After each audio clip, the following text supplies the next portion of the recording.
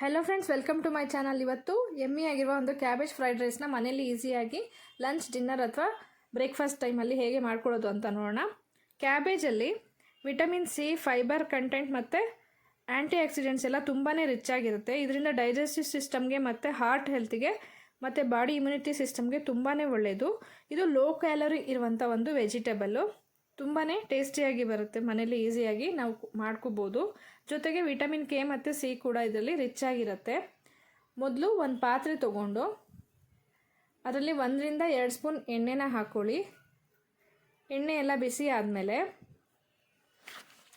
Cut ಮಾಡಿಟ್ಕೊಂಡಿರುವಂಥ ಶುಂಠಿ ಮತ್ತು ಬೆಳ್ಳುಳ್ಳಿನ ಆ್ಯಡ್ ಮಾಡ್ಕೊಳ್ಳಿ.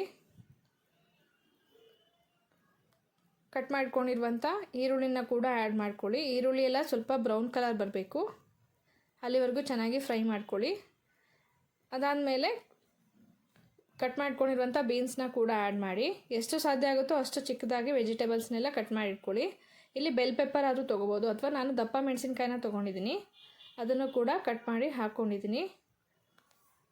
ಮತ್ತು ಕ್ಯಾಬೇಜ್ ಒಂದು ಬೌಲು ವಾಶ್ ಮಾಡಿ ಇಟ್ಕೊಂಡಿದ್ದೀನಿ, ಕಟ್ ಮಾಡಿ, ಅದನ್ನು ಕೂಡ ಆ್ಯಡ್ ಮಾಡ್ಕೊಂಡಿದ್ದೀನಿ. ನೆಕ್ಸ್ಟ್ ಧನಿಯಾ ಪೌಡರ್ 1 ಸ್ಪೂನ್ ಹಾಕ್ಕೊಳ್ಳಿ. ಬ್ಲ್ಯಾಕ್ ಪೆಪ್ಪರ್ ಪೌಡರ್ 1 ಸ್ಪೂನ್ ಹಾಕ್ಕೊಳ್ಳಿ. ಚಿಕನ್ ಮಸಾಲ ಹಾಕ್ಕೋಬೋದು, ಇಲ್ಲಾದಿದ್ದರೆ ಗರಂ ಮಸಾಲ ಕೂಡ ನೀವು ಹಾಕ್ಕೋಬೋದು, ಅದನ್ನು ಕೂಡ 1 ಸ್ಪೂನ್ ಆ್ಯಡ್ ಮಾಡ್ಕೊಳ್ಳಿ. ಎಲ್ಲವನ್ನು ಹಾಕಿ ಚೆನ್ನಾಗಿ ಮಿಕ್ಸ್ ಮಾಡಿ. ಜೊತೆಗೆ ಸ್ವಲ್ಪ ಉಪ್ಪನ್ನು ಆ್ಯಡ್ ಮಾಡಿ. ವೆಜಿಟೇಬಲ್ಸ್ಗೆಲ್ಲ ಉಪ್ಪು ಚೆನ್ನಾಗಿ ಹಿಡ್ಕೊಳ್ಳುತ್ತೆ. ಆವಾಗ 1-2 ನಿಮಿಷ ಫ್ರೈ ಆದಮೇಲೆ ಸೋಯಾ ಸಾಸ್ನ ಆ್ಯಡ್ ಮಾಡ್ಕೊಳ್ಳಿ. ವೆಜಿಟೇಬಲ್ಸ್ ಎಲ್ಲ 2 ಮಿನಿಟ್ಸ್ ಫ್ರೈ ಆದಮೇಲೆ ಸೋಯಾ ಸಾಸ್ನ ಆ್ಯಡ್ ಮಾಡ್ಕೊಳ್ಳಿ. ಅದರಲ್ಲಿ ಹುಳಿ ಇರುತ್ತೆ, ತುಂಬಾ ನೋಡಿಕೊಂಡು ನಿಮಗೆ ಎಷ್ಟು ಬೇಕೋ ಅಷ್ಟನ್ನ ಮಾತ್ರ ಆ್ಯಡ್ ಮಾಡ್ಕೊಳ್ಳಿ. ಲಾಸ್ಟಲ್ಲಿ ಕುಕ್ ಮಾಡಿ ಇಟ್ಕೊಂಡಿರುವಂಥ ರೈಸ್ನ ಆ್ಯಡ್ ಮಾಡಿ. ನಾನಿಲ್ಲಿ 1 ಕಪ್ ರೈಸ್ನ ಕುಕ್ ಮಾಡಿ ಇಟ್ಕೊಂಡಿದ್ದೀನಿ. ಅನ್ನ ಸ್ವಲ್ಪ ಉದ್ರುದ್ರಾಗಿರಬೇಕು. ಆಮೇಲೆ ಕೊತ್ತಂಬರಿ ಸೊಪ್ಪು ಮತ್ತು ಉಪ್ಪು, ರುಚಿಗೆ ಎಷ್ಟು ಬೇಕು ಉಪ್ಪನ್ನ ಆ್ಯಡ್ ಮಾಡಿ ಎಲ್ಲವನ್ನು ಚೆನ್ನಾಗಿ ಮಿಕ್ಸ್ ಮಾಡ್ಕೊಳ್ತಾ ಬನ್ನಿ. ಈ ರೀತಿ ಚೆನ್ನಾಗಿ ಉಪ್ಪು ಎಷ್ಟು ಬೇಕು ನೋಡಿಕೊಂಡು ಹಾಕ್ಕೊಂಡು ಚೆನ್ನಾಗಿ ಮಿಕ್ಸ್ ಮಾಡಿ. ದೆನ್ ಹೈ ಫ್ಲೇಮಲ್ಲೇ 1-2 ನಿಮಿಷ ಫ್ರೈ ಆಗಬೇಕು ರೈಸು. ಮಿಕ್ಸ್ ಮಾಡಿದ್ಮೇಲೆ ಆವಾಗ ತುಂಬ ಟೇಸ್ಟಿಯಾಗಿ ಬರುತ್ತೆ ಫ್ರೆಂಡ್ಸ್. ಈ ರೀತಿ ಚೆನ್ನಾಗಿ ಮಿಕ್ಸ್ ಮಾಡಿ ಹೈ ಫ್ಲೇಮಲ್ಲಿ 1-2 ಮಿನಿಟ್ಸ್ ಚೆನ್ನಾಗಿ ಫ್ರೈ ಮಾಡ್ಕೊಳ್ಳಿ.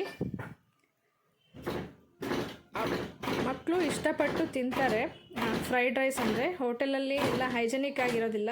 ಮನೇಲಿ ಈಸಿಯಾಗಿ ನಮಗೆ ಇಷ್ಟ ಆಗಿರೋ ವೆಜಿಟೇಬಲ್ಸ್ನೆಲ್ಲ ನಾವು ಆ್ಯಡ್ ಮಾಡಿಕೊಂಡು ತಿನ್ಬೋದು. ತುಂಬಾ ಟೇಸ್ಟಿಯಾಗಿ ಬರುತ್ತೆ ಫ್ರೆಂಡ್ಸ್. ಈ ಮೆಥಡಲ್ಲಿ ಮಾಡ್ಕೊಳ್ಳಿ. ಮನೇಲಿ ಒಂದ್ಸರಿ ಟ್ರೈ ಮಾಡಿ ಹೇಗೆ ಬಂತು ಅಂತ ಕಮೆಂಟ್ ಬಾಕ್ಸಲ್ಲಿ ಕಮೆಂಟ್ ಮಾಡಿ ತಿಳಿಸಿ. Thank you for watching.